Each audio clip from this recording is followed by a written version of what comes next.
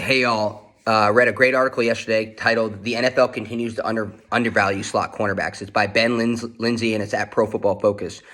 Some really interesting data points on here is that Chris Harris Jr. signed for $8.5 million per year. You've got Nickel Roby Coleman. He signed for a one-year deal at $1 million, which is insane because now Harris was Pro Football Focus's 11th rated free agent.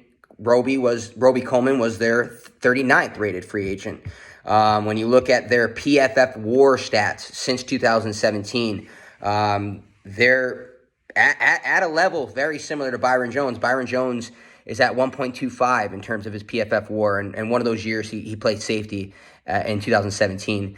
As a cornerback, that would rank 5th overall, and then Harris Jr. is 1.21, which would rank 11th. NRC 1.11, which would rank 15th overall in that time span. And it's important to note that the slot cornerback position, the market basically caps at $9 million.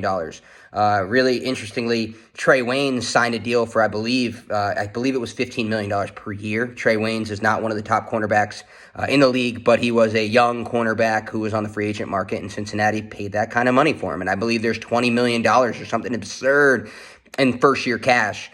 Now, further on that point, Darius Slay, $16.7 million per year. And something to really consider is that slot cornerback is a harder position to play than outside cornerback.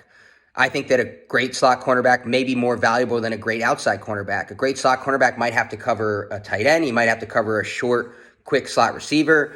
And the only issue with this piece is that a great slot cornerback who cannot play outside will likely play less snaps than the outside cornerback. One of the values of a great cornerback is that he's going to play 99 to 100% of the snaps. But an important piece to this from Ben is that Chris Godwin, the highest graded receiver in the NFL last year, along with other elite receivers like Tyler Lockett, Keenan Allen, and Tyreek Hill, ran over 50% of their routes from the slot. Many top wide receivers are moving around formations. And it's important to note that Deion Sanders even admits that he wasn't one of those guys who could play in the slot. And one of the important things that I hope people start to understand is that on the defensive side of the football, there's a movement towards, because of increased three wide receiver sets over the years, is that I think it's about 70% of snaps on defense are now played out of nickel and dime. So that means that there are 5 or 6 defensive backs on the field on 70% of snaps, which is a high percentage of snaps, obviously.